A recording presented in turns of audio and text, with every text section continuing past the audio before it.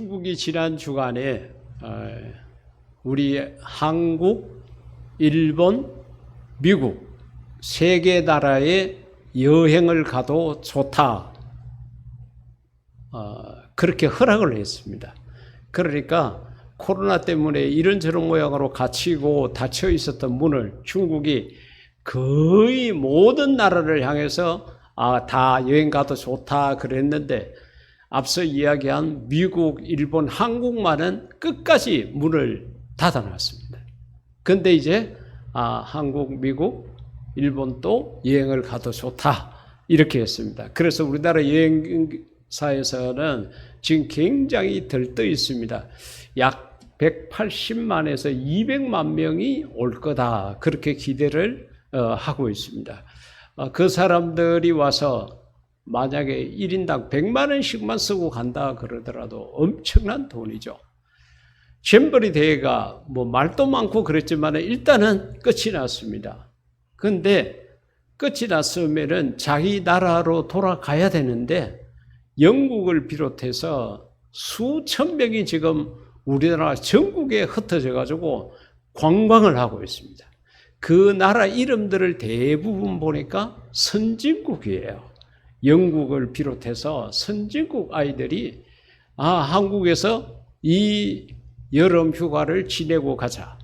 지나 보니까 너무 좋고 편하고 볼 게 많고 먹을 게 많다. 이렇게 그들이 생각을 해가지고 휴가를 보내고 있습니다. 사랑하는 성도 여러분들도 아마 이번 여름에 이런저런 모양으로 휴가를 가셨거나 아니면 가실 계획을 갖고 있는 줄 압니다. 한때 우리나라 사람들은 쉬지도 않고 열심히 일하는 것이 하나의 미덕으로 여겨졌던 적이 있습니다. 특히 우리 목회자들은 더욱더 그랬습니다. 그래서 목회자 입장에서 보게 되면 매일 새벽 기도가 있죠. 수요일 있죠. 금요일날 있죠. 주일날 있죠. 정말 쉬는 날이 없이 그렇게 해가지고 여러 가지 모양으로 건강에 어려움이 오거나 에너지가 소진돼서 어렵고 힘든 일을 당하는 경우가 너무 많았습니다. 그래서 거의 다 그렇게 목회를 했던 목사님들은 거의 다 일찍 죽었어요. 그리고 사모님들만 남았습니다. 얼마나 많이 남았는지 사모님들만 모아가지고 섬기는 선교단체가 있을 정도입니다. 홀 사모들 다 모여라 해가지고 같이 먹고 같이 생활하며 그렇게 할 정도로 그랬습니다. 그런데 시대가 변하면서 많이 바뀌었습니다. 주일 예배 중심으로만 집중되고 있습니다. 더군다나 코로나 때문에 주일 예배도 제대로 모이지를 못하고 모여도 숫자에 제한이 있고 하면서 이거 이제 새로운 라이프 스타일을 찾아야 되겠다 해가지고 교회 전체 모임에도 엄청난 변화가 생기기 시작을 했습니다.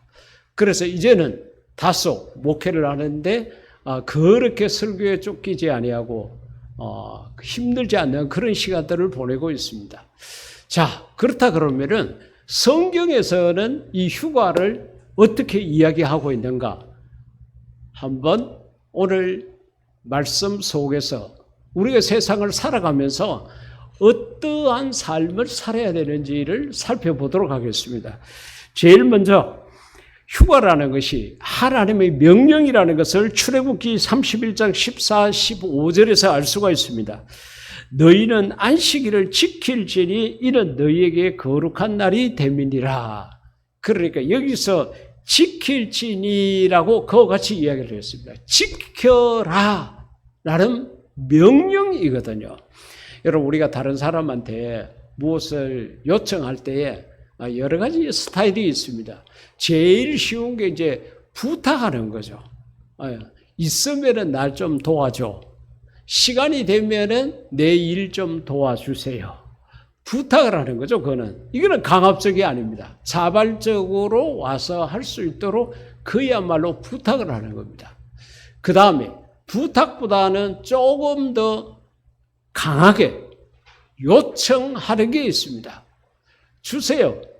자식들이 부모에게 이것 달라 저것 달라 하는 거 전부 다 요청입니다. 그냥 방공갈 협박 비슷하게 내놔라는 거죠. 근데 그보다도 더 강도가 강한 게 명령입니다. 오늘 성경 봉독을 하시는 우리 박준영 집사님은 군 생활을 하시기 때문에 너무 잘 알겠습니다만, 명령은 앞뒤 동서남북 생각하지 말아야 됩니다. 무조건적으로 지켜야 됩니다. 목숨을 걸고 해야 되는 것이 명령에 대한 순종입니다. 그 명령은 지켜야 되는 거예요. 오늘 이 안식일에 대한 이 출애굽기 속에 나타나 있는 하나님의 말씀은 지키라는 거예요. 명령인 것입니다. 그러면서 그날을 더럽히는 자는 모두 죽여라고 그랬어요. 이러면 이 말씀을 요즘 이대로 해가지고 만약에 주일을 범한 놈 다 지키라고 하면 장의사 돈 벌겠죠. 엄청 벌 겁니다. 죽이라고까지 이야기를 한 거예요. 그만치 이게 중요하다는 거예요. 그리고 뒤에 가서도 그와 같이 이야기를 합니다. 엿새 동안은 일할 것이나. 그래, 여러분, 우리가 쉬는 것만 생각하면 안 됩니다. 하루 쉬고 하루 놀고 이거는 안 돼요. 안식일이 진짜 필요한 것은 엿새 동안 일을 했기 때문에 필요합니다. 열심히 일한 사람은 1시간 쉬는 게 얼마나 이 시간이 귀한지 아는 거예요. 열심히 일하고 점심시간에 식사를 하는 사람은 이야, 이 시간에 먹고 마시고 쉬고 하는 게 꿀맛 같다는 것을 느끼게 됩니다. 그런데 오전에 쉬고 오후에 노는 사람은 안식이라는 걸 모릅니다. 이 쉰다는 개념이 없어요. 아침이나 낮이나 밤이나 낮이나 똑같습니다. 구분이 안 되는 거예요. 그래서 하나님께서 하시는 말씀은 엿새 동안은 일해라. 그같이 이야기하는 거예요. 엿새 동안은 일할 것이나 일곱째 날은 큰 안식일이니 여호와께 거룩한 것이라. 이거 하나님하고 연관이 있다. 안식일에 일하는 자는 안식이라는 개념을 어떻게 생각하면 되는가 하면 일하지 말아야 된다. 그래서 레위기서를 읽어보면 안식일에는 동물들도 집에서 일을 시키는 모든 동물들도 다 쉬게 하라고 이야기를 했습니다. 땅에 대해서도 6년 동안은 경작해서 곡식을 그렇게 거두드리고 그렇게 먹되 7째 되는 해에는 땅을 쉬게 하라고 그랬습니다.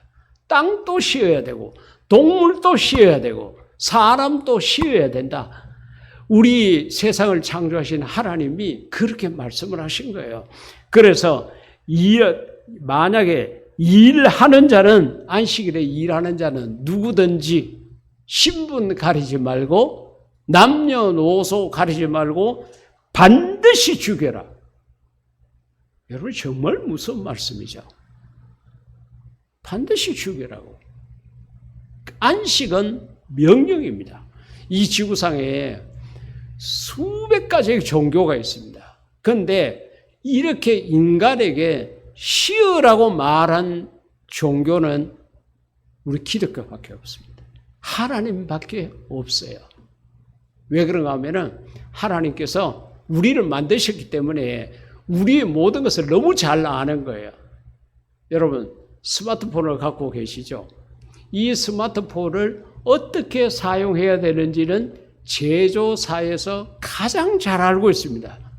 이게 2년 정도 쓰게 되면은 이런 성능이 떨어지고 3년이 되면 이 성능이 망가지고 그 모든 것들을 다 알고 있어요. 그렇기 때문에 충전을 해서 정말로 휴대폰을 제대로 관리하면서 쓰려고 그러면은 100% 충전하는 것보다는 80% 내외 충전해서 쓰는 게 그 수명을 길게 한다.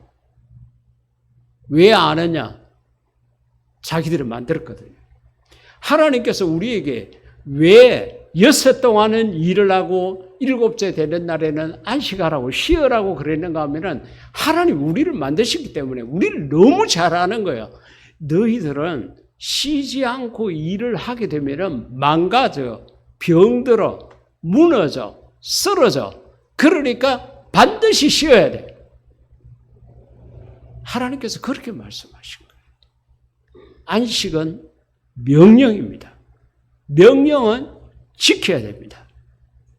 여러분들이 아무리 급한 일이 있고 아무리 내 인생에 다급한 일이 있더라도 정말로 이 일곱째 날에는 하나님 앞에 예배를 드리고 하나님에게 찬양을 드리고 하나님 앞에 기도를 드리고 하나님 말씀을 통하여 영적 에너지를 받고 하나님이 주시는 은혜를 받아서 힘있게 건강하게 아름답게 이 거친 세상을 살아가는 그런 성도가 되기를 주의 이름으로 축복합니다.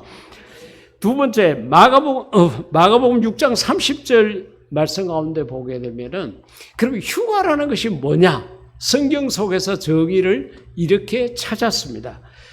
사도들이 예수께 모여 자기들이 행한 것과 가르친 것을 낱낱이 고하니 이 30절 말씀은 뭔가 하면은 예수님께서 제자들을 전도하러 다 내보냈어요. 그래 제자들이 전도하러 나갈 때 예수님께서 귀신을 제어하는 능력도 주시고 병을 고칠 수 있는 능력도 주시고 그 복음을 전할 수 있는 그 모든 필요한 것들을 다 주셨습니다. 너희들은 두 벌 옷도 가지지 마라. 신발도 두 켤레 가지지 마라. 그래 아무것도 걱정하지 말고 그냥 가거라. 모든 건 하나님이 다 책임진다. 이래가지고 이제 전도하러 보냈거든요. 제자들이 갔다 와서 자기네들이 경험한 전도의 상황을 예수님에게 이제 보고를 하는 거예요.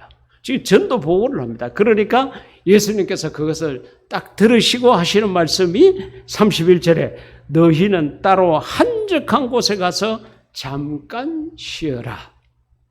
여기에 휴가에 대한 정의가 있습니다. 따로. 그러니까 너희들이 지금 예수님 주변에는 수백 명의 수천 명의 사람들이 몰려 있습니다. 그래서 뒤에 그러죠. 이는 오고 가는 사람들이 많아서 밥 먹을 겨를도 없어요. 음식을 먹을 만한 시간적 여유도 없는 거예요. 그러니까 예수님께서 그들을 떠나라. 따로 가거라. 여러분 휴가라는 것은 제일 좋은 것은 정말로 사람들이 많지 않는 곳을 가는 게 휴가가 될 수가 있습니다. 물론 이제 개인 성향에 따라서 또 많은 사람들이 있는 곳에 그곳에 들어가서 부딪히고 그렇게 하면 힐링이 되는 사람이 있는가 하면 기본적으로는 조용한 곳이 좋습니다. 한적한 곳으로 따로 그렇게 가라. 그 다음에 그곳에 가서 기간은 잠깐 쉬어라는 거예요. 휴가가 길면 휴가가 아니고 일상이죠. 그러니까 예수님께서 33년 동안 이 땅에 계셨는데 제자들과 더불어 30년을 집에서 이제 동생들하고 부모님들하고 같이 생활을 하고 3년 동안 복음을 전하시는 거예요. 근데 그 3년 동안 복음을 전하시면서 제자들을 데리고 어느 곳에 가서 몇 박 며칠 휴가를 지낸 적은 없습니다. 기록이 없어요. 예수님은 낮에는 일하시고 밤에는 쉬시고 그렇기 때문에 예수님께서 행하신 모든 기록들을 이렇게 살펴보게 되면 야간에 밤에 집회를 하시거나 밤에 이렇게 하신 기록이 한두 건밖에 없어요.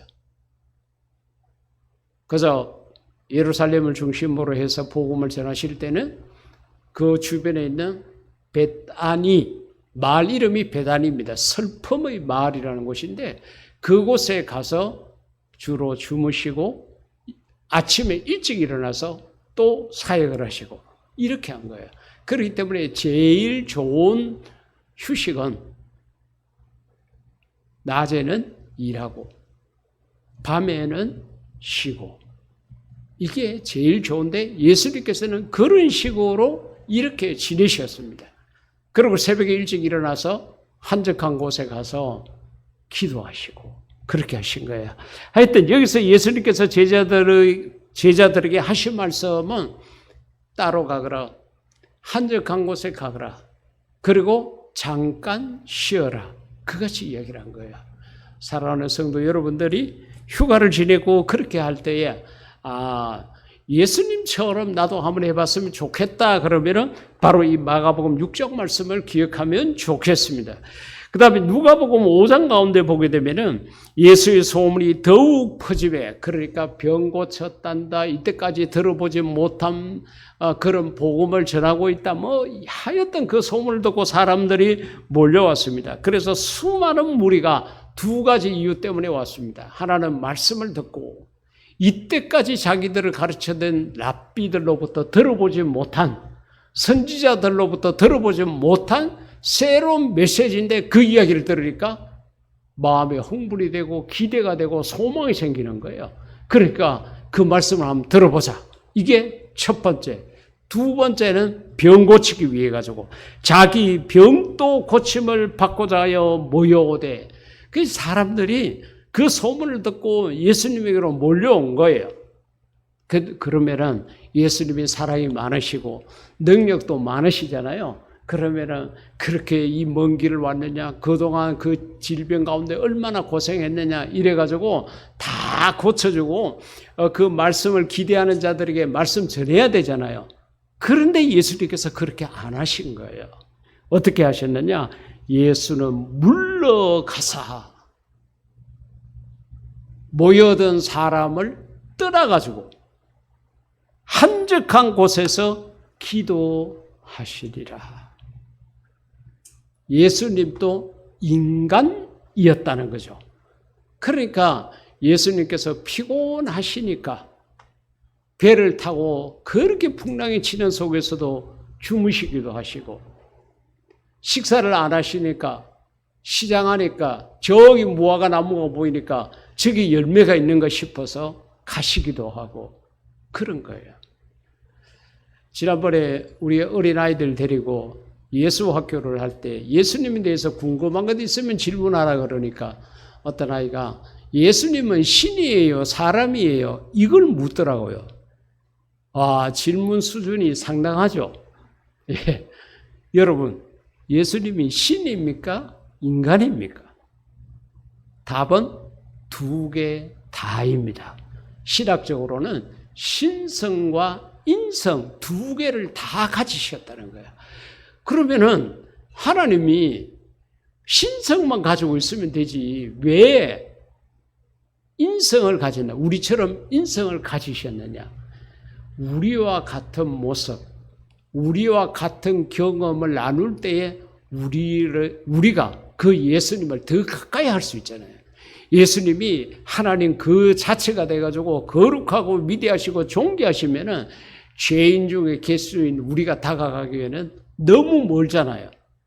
근데 예수님이 우리하고 똑같이 인간의 모습으로 오셨으니까 더 동질감을 느끼고 우리가 예수님을 더 가까이 하게 된다.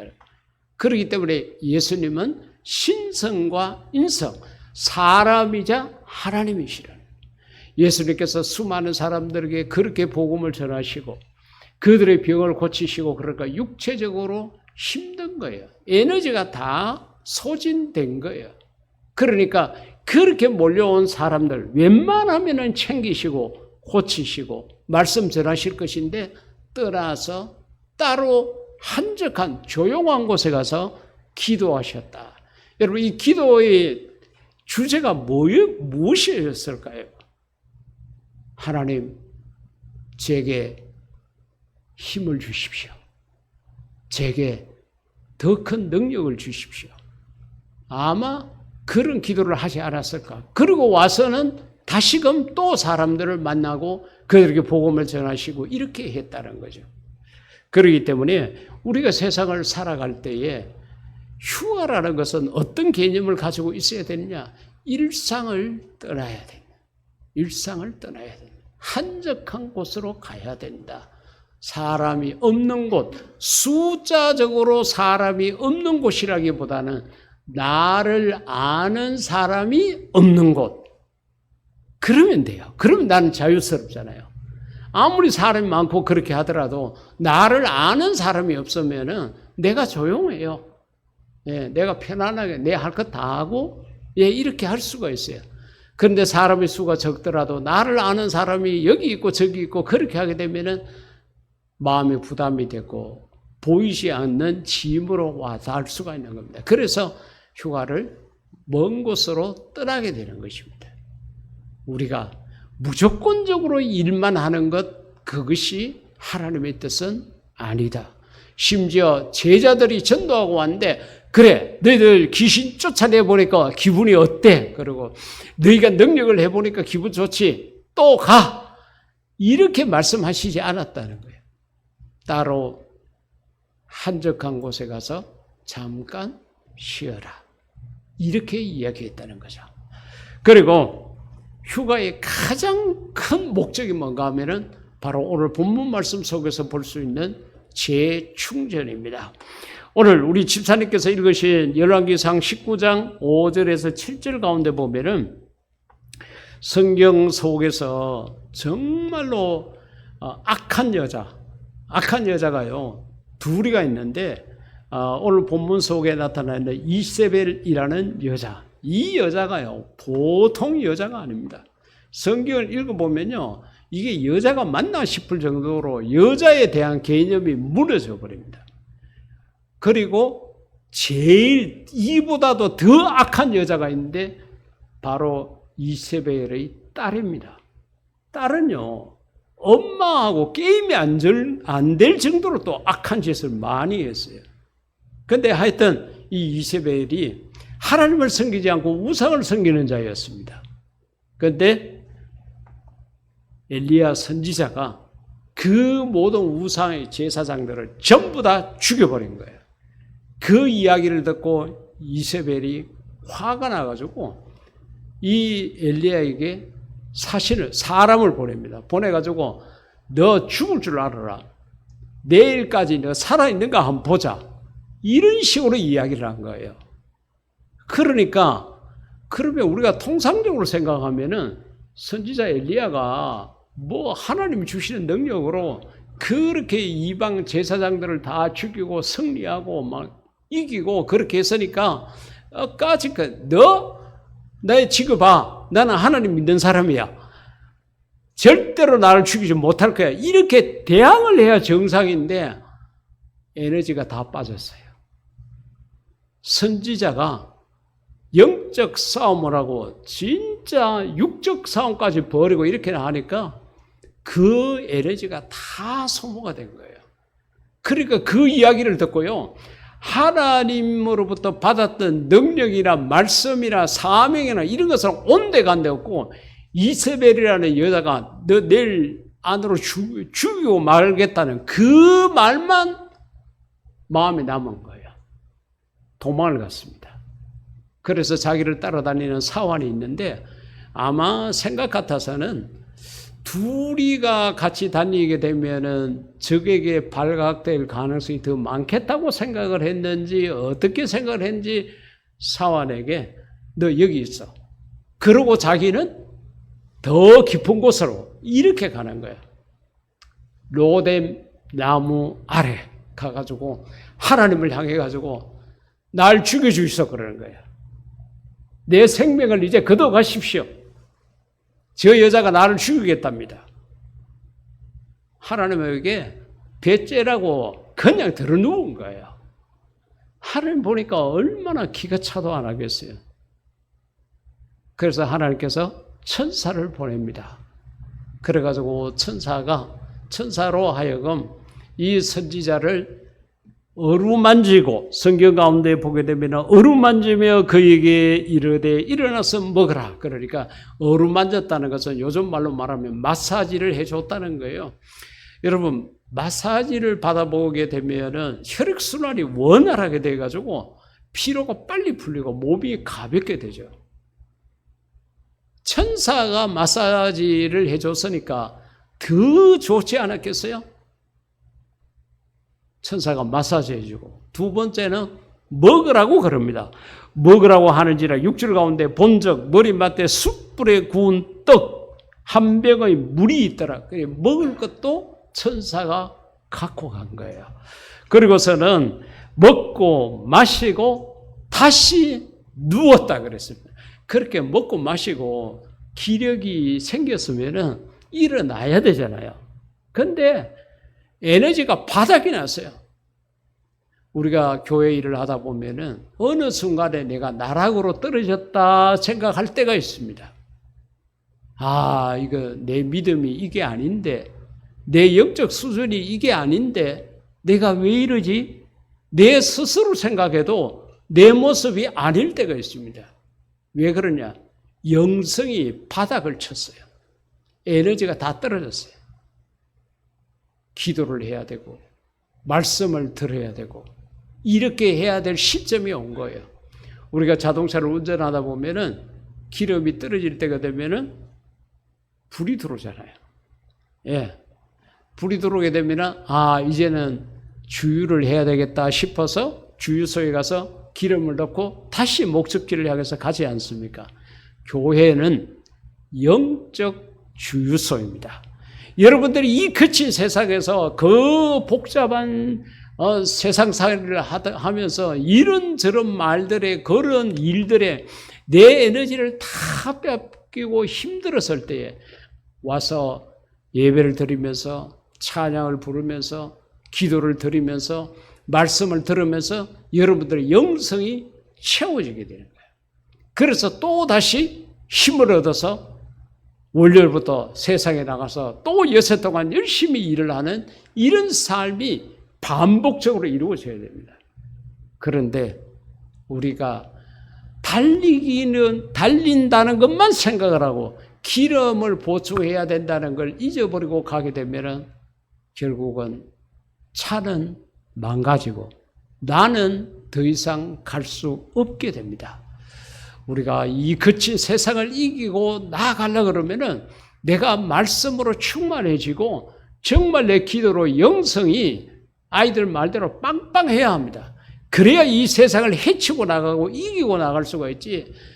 그렇지 않게 되면은 비실비실거리고 세상에 코 끌려가지고 이리 끌리고 저리 끌리고 지치고 힘들어가지고 아무 살 맛도 없고 세상이 왜 이러냐 그러고 입에서는 불평 불만밖에 안 나오고 내 마음의 기쁨 즐거움 이런 것은 다 사라지고 마는 거예요. 엘리야가 그랬습니다. 영적 에너지가 다 떨어지고 나니까 천사가 와서 마사지를 해주고 먹을 것을 줬는데도 일어서지 못하는 거예요. 또다시 들어 누웠어요. 천사가 보니까 기가 차도 안 하거든요. 그러니까 천사가 어떻게 해요? 내 모르겠다 그러고 간 게 아니죠. 천사가 또다시 와서 7절에 보면은 여호와의 천사가 또다시 와서 어루만지며 이르되 일어나 먹어라. 휴가의 즐거움 중에 하나는 시간에 얽매이지 않고 긴 잠 내 자고 싶을 때까지 자고 그 다음에 내 먹고 싶은 거 먹고 먹고 자고 하는 이 즐거움 이건 무시 못합니다. 텔레비 프로그램 가운데 보니까 어느 식당에 가서 많이 먹어가지고 매상을 많이 올려주는 그런 프로그램이 있대요. 그건요 먹는 게 아니라 처였는 거예요. 처였는 거. 아이고 냉면 한 그릇 먹는데 보니까 젓가락값이 몇 번 휘져가지고 그냥 한 입에 다 털어놓고 이랬는데 음식은 그렇게 먹는 게 아니에요. 그건 하수구에 갖다 버리는 겁니다. 여유 있게 천천히 즐기면서 맛을 음미하면서 먹는 게 그게 먹는 즐거움이거든요. 그래서 저는 식당을 가게 되면은 막 유명 식당 막 복잡하고 사람 많고 막 아이고 내 돈 주고 먹는데도 눈치 보고 먹어야 돼. 왜? 옆에 사람들 기다리고 있으니까 뭐 여유 있게 이야기하고 이게 안 돼요. 그런 식당 가서 밥 먹는 거 그건 여유를 느끼지도 못하고 맛도 제대로 느끼지 못해요. 그래서 조금 한적한 식당에 가서 여유 있게 먹고 마시는 것이 먹는 즐거움입니다. 천사가 그렇게 어루만져주고 먹여줘도 자고 있으니까 또다시 자니까 천사가 두 번째 와서도 똑같이 그렇게 합니다.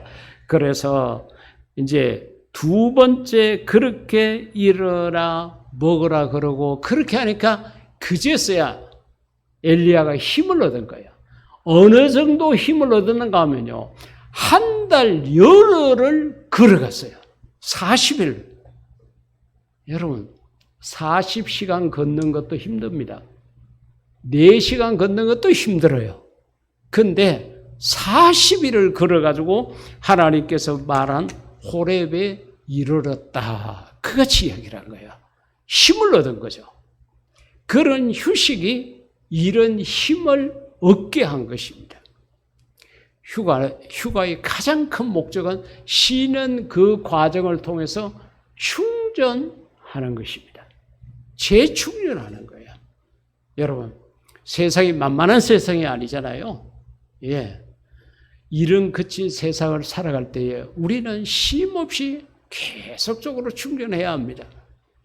집에 있을 때, 매일같이 일어났을 때에 여러분, 하나님 말씀을 제일 먼저 보십시오. 그리고 말씀을 근거로 해서 기도 드리십시오. 여러분들이 그렇게 해야 이 세상을 이기고 나갈 수 있습니다. 그렇지 않으면 세상에 끌려서 살아갈 수밖에 없습니다. 끌려다니는 게 얼마나 힘듭니까? 이리 끌리고 저리 끌리고 짓밟히고, 예, 이렇게 되게 되면 우리의 삶에 하나님이 주시는 기쁨과 즐거움을 못 누려요. 적당한 휴식, 휴가, 이런 것들은 우리들에게 큰 충전의 여유를 줍니다. 여러분들이 세상을 그렇게 빡빡하게 살지 마십시오. 하나님께서 우리들에게 바라고 원하시는 것은 평안입니다. 질병이 아니라 건강입니다. 가난이 아니라 풍족함입니다. 그런데 우리가 왜 그렇게 누리지 못하고 살아가느냐? 너무 바쁘게 살아요. 여유 없이 살아요. 말에도 여유가 생기고 여러분 마음에도 여유가 생겨서 하나님이 주시는 이 영적인 힘을 갖고 세상을 이기며 살아가는 그런 우리 모두가 될 수 있기를 주의 이름으로 축복합니다. 이 시간 하나님 앞에 기도할 때 하나님, 내가 세상 살아가는 동안에 지혜롭게 휴가를 적절하게 활용하며 재충전하며 살아갈 수 있게 해달라고 기도하시겠습니다.